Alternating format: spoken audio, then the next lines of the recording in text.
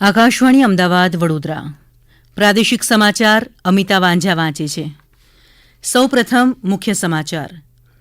નડાબેટ ખાતે મુખ્યમંત્રી ભૂપેન્દ્ર પટેલની ઉપસ્થિતિમાં યોજાયેલ રાજ્યકક્ષાના કાર્યક્રમ સાથે રાજ્યભરમાં 10મો આંતરરાષ્ટ્રીય દિવસ ઉજવાયો. અમદાવાદની નારણપુરા સરકારી શાળા ખાતેથી 30 જેટલી સ્માર્ટ સ્કૂલ્સનું ઈ લોકાર્પણ કરતા કેન્દ્રીય ગૃહમંત્રી અમિત શાહ.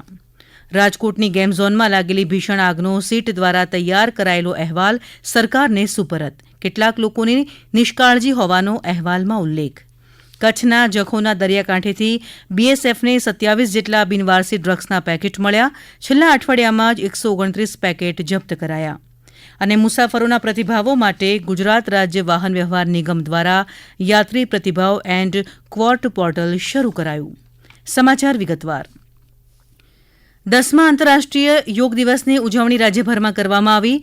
આંતરરાષ્ટ્રીય યોગ દિવસની રાજ્યકક્ષાની ઉજવણી મુખ્યમંત્રી ભૂપેન્દ્ર પટેલની અધ્યક્ષતામાં ભારત પાકિસ્તાન સરહદ ઉપર પ્રથમ વખત નડાબેટ ખાતે યોજાઈ હતી.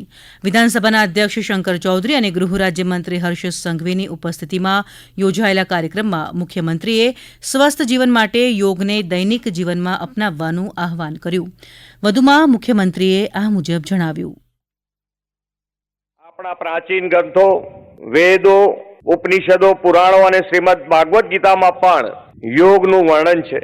યોગ આપણા આરોગ્ય અને સ્વાસ્થ્યની સુખાકારી માટે સર્વગ્રાહી અભિગમ છે. આ વર્ષે રાજ્યભરમાં 51 સરકારી યોગ સ્ટુડિયો, યોગ નિલમ ની સ્થાપના દ્વારા રાજ્ય સરકારે લોકોને હેલ્થ, વેલ્થ એન્ડ હેપીનેસની ભેટ આપવા તેમજ યોગ સંબંધિત તમામ પ્રશ્નોનું નિવારણ એક જ સ્થળેથી કરવાનું આયોજન કર્યું છે. ગુજરાતના છેવાડાના માનવી સહિત દરેક માનવી સુધી યોગને પહોંચાડવા માટે રાજ્ય સરકાર કટિબદ્ધ છે. ગાંધીનગર સ્થિત રાજભવન ખાતે પણ આંતરરાષ્ટ્રીય યોગ દિવસની ઉજવણી કરતા રાજ્યપાલ આચાર્ય દેવવ્રતે નાગરિકોને યોગને જીવનનું અભિન્ન અંગ બનાવવા અનુરોધ કર્યો. કેન્દ્રીય ગૃહમંત્રી અમિત શાહે અમદાવાદમાં, કેન્દ્રીય જળશક્તિ મંત્રી સી.આર. પાટીલે સુરતમાં આંતરરાષ્ટ્રીય યોગ દિવસની ઉજવણીમાં ભાગ લીધો. મંત્રીશ્રીઓ ઋષિકેશ પટેલે મહેસાણામાં, રાઘવજી પટેલે જામનગરમાં, બળવંતસિંહ રાજપૂતે પાટણમાં, કુંવરજી બાવળિયાએ બોટાદમાં, મુળુભાઈ બેરાએ દેવભૂમિ દ્વારકામાં, જશવંતસિંહ પરમારે પંચમહાલમાં, મંત્રી જગદીશ વિશ્વકર્માએ અમદાવાદ મહાનગરપાલિકામાં, મુકેશ પટેલે સુરતમાં, પરસોત્તમ રૂપાલાએ રાજકોટમાં, સાંસદ જશુભાઈ રાઠવાએ છોટાઉદેપુરમાં, ભાનુબેન બાબરિયાએ ગાંધીનગરમાં, રાજ્યસભાના સાંસદ રમીલાબેન બારાએ શામળાજીના મેશ્વો ડેમ ખાતે આંતરરાષ્ટ્રીય યોગ દિવસની ઉજવણી કરી હતી. કેન્દ્રીય ગૃહમંત્રી અમિત શાહે આજે ગાંધીનગર લોકસભા મતવિસ્તારમાં આવેલી અમદાવાદ મહાનગરપાલિકાની 30 સ્માર્ટ શાળાઓનું નારણપુરા સરકારી શાળા ખાતેથી ઈ લોકાર્પણ કર્યું. આ પ્રસંગે સંબોધન કરતા શ્રી શાહે જણાવ્યું કે અંદાજે 36 કરોડ રૂપિયાના ખર્ચે તૈયાર થયેલી આ સ્માર્ટ શાળાઓ થકી આશરે 30,000 જેટલા બાળકોને નવી શિક્ષણ નીતિનો સીધો લાભ મળશે. તેમણે નવી શિક્ષણ નીતિ અંતર્ગત કૌશલ્ય અને ટેકનોલોજી આધારિત શિક્ષણ આપવા માટેની મોદી સરકારની પ્રતિબદ્ધતા પણ દોહરાવી હતી. મ્યુનિસિપલ સ્કૂલો અને લગભગ 1,70,000 બાળકો એમના જીવનની અંદર ગુજરાતી, હિન્દી, અંગ્રેજી અને ઉર્દુ માધ્યમમાં પ્રાથમિક શિક્ષણ આપવાનું કામ અમદાવાદ મ્યુનિસિપલ કોર્પોરેશનના સ્કૂલ બોર્ડ કરે છે. મેથ્સ અને સાયન્સ લેબો, future classroom, 3D educational chart, 3D painting અને ભારતીય સંસ્કૃતિની બધા પાસાઓનો અભ્યાસ આ સ્માર્ટ સ્કૂલોમાં સમાહિત છે. વધુમાં તેમણે જણાવ્યું કે ગાંધીનગર મત વિસ્તારમાં આવેલી 69 પ્રાથમિક શાળાઓમાંથી 59 શાળાઓ સ્માર્ટ શાળાઓમાં તબદીલ થઈ છે અને ટૂંક સમયમાં બાકી રહેલી 10 શાળાઓ પણ સ્માર્ટ શાળાઓ તરીકે વિકસાવવામાં આવશે. રાજકોટના ગેમ ઝોનમાં લાગેલી ભીષણ આગ અંગે તપાસ કરી રહેલી ખાસ તપાસ ટુકડી એસઆઈટીએ 100 પાનાનો તપાસ અહેવાલ રાજ્ય સરકારને સુપરત કર્યો છે. સીટના વડા સુભાષ ત્રિવેદીએ જણાવ્યું છે કે રાજકોટ દુર્ઘટના બાદ રચાયેલી સીટે આપેલા અહેવાલમાં અનેક લોકોની નિષ્કાળજી ધ્યાનમાં આવી છે અને આ અંગે વધુ તપાસ ચાલુ રહેશે. તેમણે કહ્યું કે ઉચ્ચ અધિકારીઓની ભૂમિકા અંગે હાલ તપાસ ચાલી રહી છે. અત્યાર સુધીમાં 4 આઈએએસ અને 1 આઈપીએસ અધિકારીની પૂછપરછ કરવામાં આવી છે. હજુ અન્ય આઈપીએસ અને આઈએએસ અધિકારીઓની પણ પૂછપરછ કરાશે. અમારા પ્રતિનિધિ દુર્ગેશ મહેતા જણાવે છે કે દુર્ઘટનાના સ્થળે પેટ્રોલ ડીઝલનો જથ્થો મળી આવ્યો હતો. આ સંદર્ભે સીટ દ્વારા પેટ્રોલ પંપ પર તપાસ કરાઈ છે.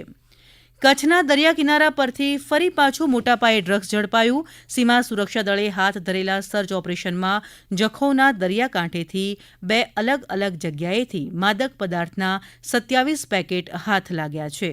મળી આવેલા 27 પૈકી 17 પેકેટમાં પીળી ગોળીઓના 3 નાના પેકેટ છે, જે સિન્થેટિક ડ્રગ્સ મોર્ફિન હોવાની શંકા છે. બીએસએફ દ્વારા હાથ ધરવામાં આવેલા સર્ચ ઓપરેશન દરમિયાન છેલ્લા 1 સપ્તાહમાં જખૌના કિનારેથી માદક પદાર્થના 129 પેકેટ ઝડપાયા છે.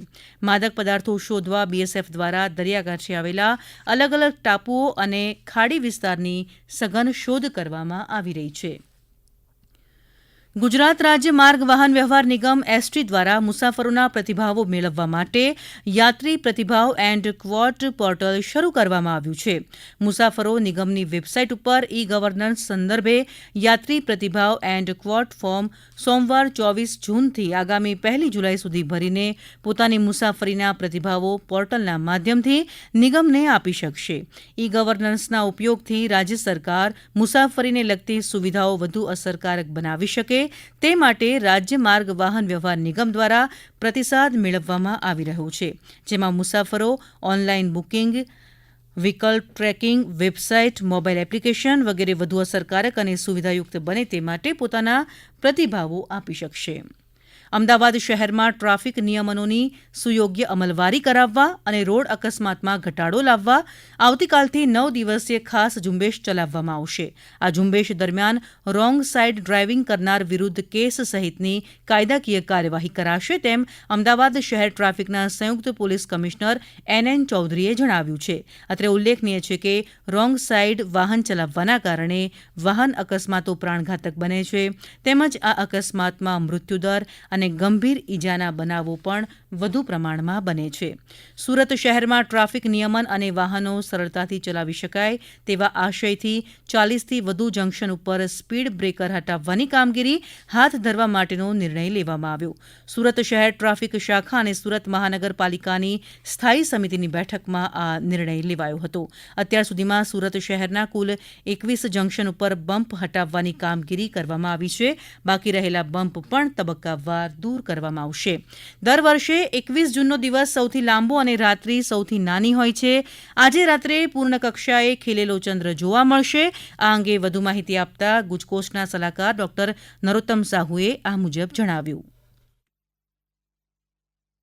ये फुल मून नाइट है, फुल मून रहेगा एंड इसमें भी मून का साइज, इनका ब्राइटनेस वो भी बढ़ेगा एंड ये ईयर का सबसे बड़ा कलरफुल मून रहेगा एंड इनका नाम स्ट्रॉबेरी मून रखा गया हुआ है क्योंकि वो इतना स्ट्रॉबेरी के जैसा है एंड स्ट्रॉबेरी का हार्वेस्टिंग पीरियड में वो मून आता है एंड ये पूरा जून 21, 22 और 23 3 दिन तक ये आसमान में दिखने के लिए मिलेगा एंड ये बहुत ही अट्रैक्टिव है, कूल है.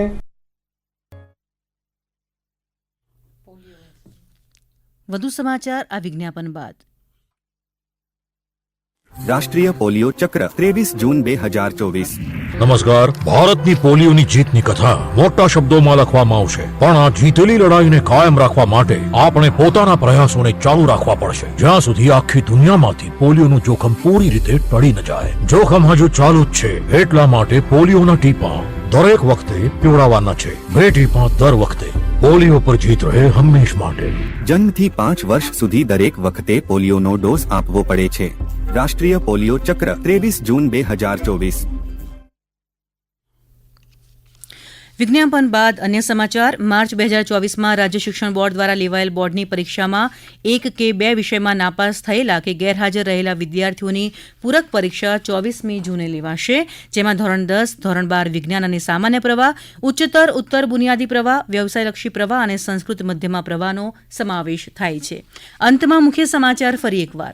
નડાબેટ ખાતે મુખ્યમંત્રી ભૂપેન્દ્ર પટેલની ઉપસ્થિતિમાં યોજાયેલ રાજ્યકક્ષાના કાર્યક્રમ સાથે રાજ્યભરમાં 10મો આંતરરાષ્ટ્રીય યોગ દિવસ દિવસ ઉજવાયો અને મુસાફરોના પ્રતિભાવો માટે ગુજરાત રાજ્ય વાહન વ્યવહાર નિગમ દ્વારા યાત્રી પ્રતિભાવ એન્ડ ક્વોટ પોર્ટલ શરૂ કરાયું. આકાશવાણી અમદાવાદ વડોદરા કેન્દ્ર પરથી પ્રાદેશિક સમાચાર પૂરા થયા.